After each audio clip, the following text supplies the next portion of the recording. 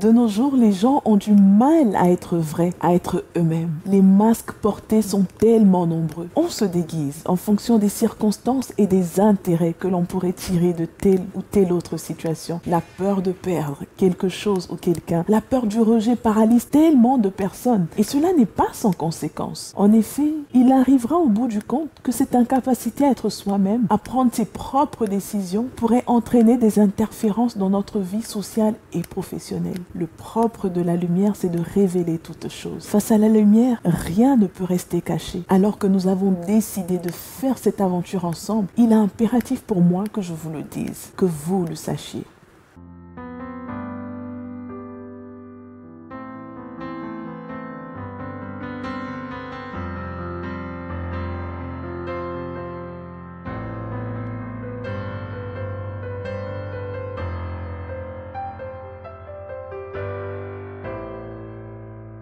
Aujourd'hui, j'aimerais vous ouvrir mon cœur et partager quelque chose que je porte en moi depuis 2010. Novembre 2010 pour être plus exact. C'est arrivé à la suite de beaucoup de difficultés que je traversais, beaucoup d'échecs rencontrés, échecs scolaires, échecs sentimentaux, échecs sociaux, échecs financiers, bref, la totale. Perdu, oui, j'étais perdu, complètement perdu. Pourrait-il y avoir pire situation concernant l'échec au niveau scolaire? Donc je reprends pour la première fois de ma vie une classe. Alors à ce moment-là, je suis dévastée. Pour moi qui n'avais jamais eu affaire à ce genre de questions, c'était littéralement comme si le ciel tombait sur la terre. Une véritable catastrophe. Celle qui avait l'habitude d'exceller dans les études depuis sa plus tendre enfance n'était vraiment pas préparée à ce coup dur qu'elle venait de recevoir. Dans la même période, j'entendais également les échos du pays qui n'étaient vraiment pas réjouissants. Étudiante en pays étranger qui dépend entièrement du soutien financier de la famille, entendre les difficultés financières que celle-ci traversait avait fini par semer dans mon cœur une anxiété hors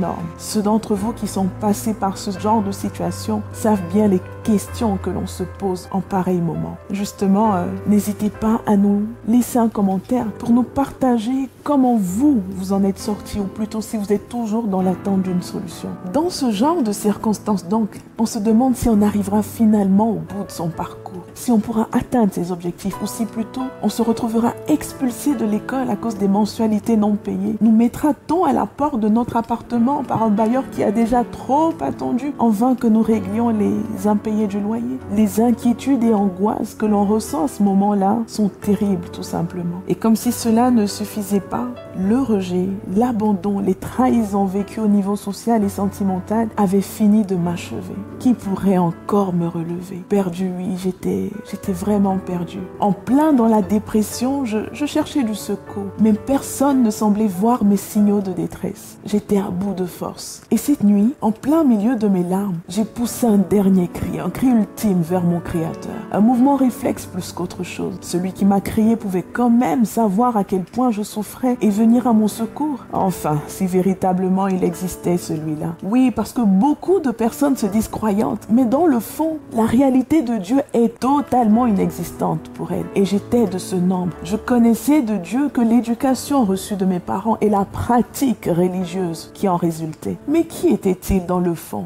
Aucune idée. M'entendait-il quand je priais? Ça pour vous dire, je n'avais parfois même pas l'impression que ma prière dépassait le plafond. Mais ce jour-là, comme une condamnée à mort, je criais de tout mon cœur. J'avais entendu parler de Jésus en tant que Dieu. J'avais appris qu'il a dit « Venez à moi, vous tous qui êtes fatigués et chargés. Je vous donnerai du repos, ce repos dont j'avais précisément besoin. » Je lui dis donc en substance, si véritablement tu es capable de me donner ce repos, alors moi je viens à toi. Si même tu existes, alors Jésus, sauve-moi. Des mots très simples, empreints de la douleur et du désespoir qui étaient miens. Sauf qu'à ma grande surprise, j'ai senti un énorme poids quitter mes épaules. Waouh! Qu'est-ce qui venait de se passer? Je n'avais même pas encore commencé à comprendre qu'un amour que je n'avais jamais connu jusque-là, un amour dont j'ignorais totalement l'existence jusqu'à ce jour, a rempli mon cœur. Et sa douce voix m'a dit maintenant, oui maintenant je suis là. Dieu venait de faire de moi son enfant par Jésus. Tout ça était assez inexplicable pour moi, mais je savais juste une chose, c'est que la mort avec la dépression dans laquelle j'étais était tout simplement partie. Et la vie avait fait son entrée en remplissant mon cœur de la joie du salut qui dure jusqu'à ce jour. Alors pourquoi est-ce que je vous parle de tout ça? Premièrement, parce que depuis lors, j'ai décidé de suivre Jésus. Je suis devenu son disciple et lui est devenu mon maître.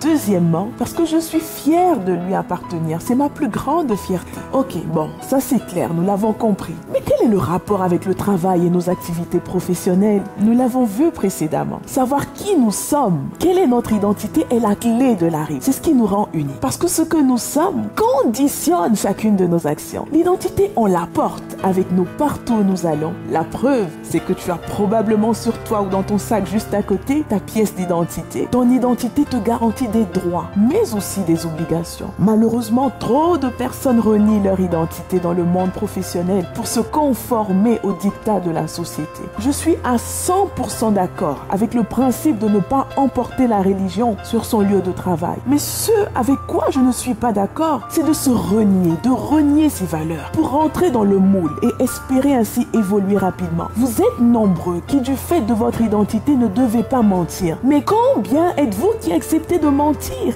sur ordre de votre responsable et qui vous sentez mal juste après? Combien êtes-vous dont l'identité n'est pas voleur, mais qui passez votre temps à voler sur votre lieu de travail? Les surfacturations, les détournements de toutes sortes, juste parce que votre supérieur vous le demande. On rigole à l'hypocrisie ambiante en devenant nous-mêmes de bons hypocrites, alors que cela est contraire à notre nature. Je me rappelle que dans une de mes expériences professionnelles passées, ma N+1 était amenée à me demander de parfois mentir sur certains sujets devant d'autres responsables ou de changer des informations dans des documents officiels. Mais à chaque fois, elle faisait face à des refus catégoriques de ma part, lui signifiant que c'était contraire à mes principes. À force, elle a compris que c'était inutile de me demander certaines choses. Et cela m'a même valu la réputation de Rachel, celle qui ne ment pas, me cherchant souvent pour apporter la lumière sur certains faits, sachant que ma parole pouvait être digne de confiance. Pas que je sois parvenue à la perfection, loin de là, mais j'y travaille en adéquation avec les valeurs que je porte en moi. Dans cette même entreprise, on savait que devant Rachel, il ne fallait pas dire de gros mots, parce que ses oreilles ne supportaient pas d'entendre des grossièretés. Pourquoi? Parce que je ne leur ai pas caché mon identité. Ils l'ont acceptée et respectée.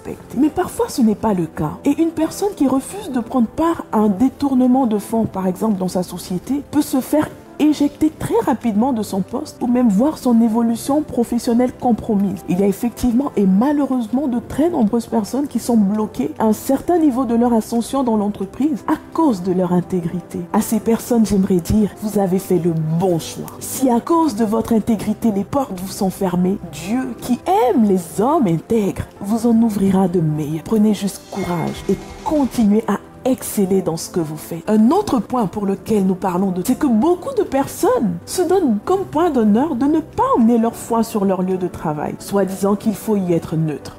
Sauf que la neutralité n'existe pas. L'homme est avant tout un être spirituel et le propre de notre esprit, c'est d'être en relation avec l'esprit supérieur qui est Dieu, ou les mauvais esprits, les démons, les sorciers, les féticheurs, etc.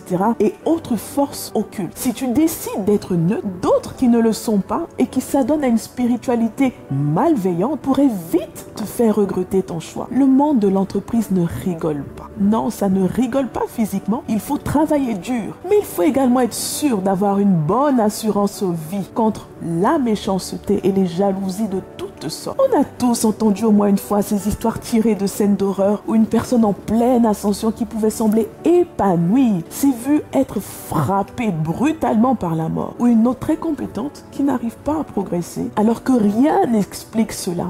Les poulets sans propriétaire en entreprise, comme les Ivoiriens diraient. Ça vous parle, n'est-ce pas? On n'en parle pas souvent, mais ces choses sont bel et bien réelles. Il faut que tu le saches. En entreprise, tout le monde n'est pas beau, tout le monde n'est pas gentil. Alors mon conseil pour toi, un conseil gratuit, c'est de chercher toi aussi une assurance. Pour ma part, mon assurance, je l'ai trouvée dans la mort et la résurrection de Jésus. Celui qui a reçu le nom au-dessus de tous les noms. J'étais mort et il a ramené mon esprit à la vie. C'est cela ma spiritualité. Si tu as la même foi que moi, n'hésite pas à l'affirmer. De plus en plus, la spiritualité s'invite en entreprise. De multiples entreprises offrent de nos jours des séances de yoga à l'intérieur même de l'entreprise pour soi-disant encourager l'éveil spirituel de leurs collaborateurs, leur permet de trouver le calme intérieur face à la pression et au stress de l'activité. La méditation transcendantale est également encouragée au travail. Alors pour vous qui ne le savez pas, dans le yoga que la méditation transcendantale sont des formes de spiritualité issues de la religion hindou. Dans certains pays, il y a même des salles de prière qui sont mises à destination des salariés de certaines religions. En définitive, que pouvons-nous retenir de tout ceci? La spiritualité en entreprise est un sujet qui suscite de plus en plus d'intérêt. Elle consiste à intégrer des pratiques spirituelles dans le milieu professionnel pour favoriser le bien-être des employés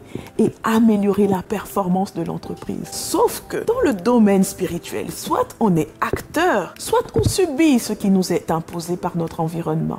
Je vous encourage donc à faire votre propre cheminement vers le bonheur et la paix intérieure, indispensable à votre épanouissement tant personnel que professionnel. Pour vous qui, comme moi, avez reçu la foi en Jésus, n'ayez pas honte de l'affirmer. Au contraire, soyez-en fiers et vivez pleinement selon les valeurs et les principes de notre Maître. Yahweh, le premier travailleur et l'instigateur du travail, bénira l'œuvre de vos mains. Il est important de se rappeler que chacun est unique et que nous avons tous quelque chose de précieux à offrir. Être toi-même t'aidera certainement à renforcer ta confiance en toi et à améliorer tes relations avec les autres. Alors sois authentique. Je suis Rachel Fonga, consultante en ressources humaines et disciple de Jésus. Je vous aide à retrouver du sens dans votre activité professionnelle, améliorer votre productivité et augmenter vos performances. Je l'ai évoqué très rapidement, mais nous verrons dans la prochaine vidéo les leçons que j'ai apprises de mes échecs. Je vous parlerai de ma licence en droit privé que j'ai obtenue après 5